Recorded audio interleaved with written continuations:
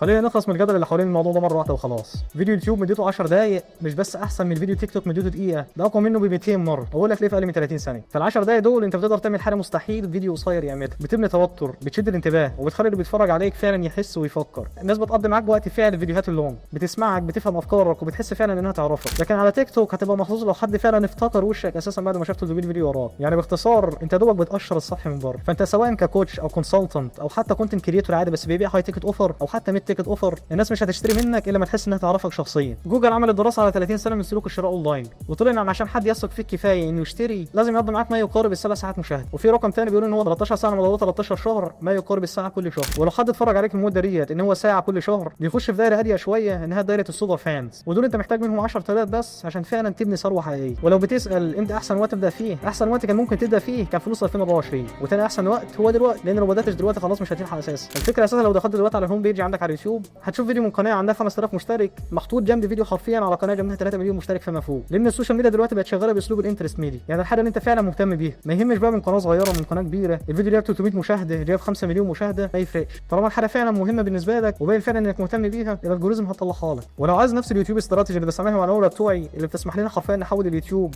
لفريق مبيعات حرفيا شغال 24 ساعه، اكتب كلمه يوتيوب في الكومنتس وابعت لك التفاصيل على طول.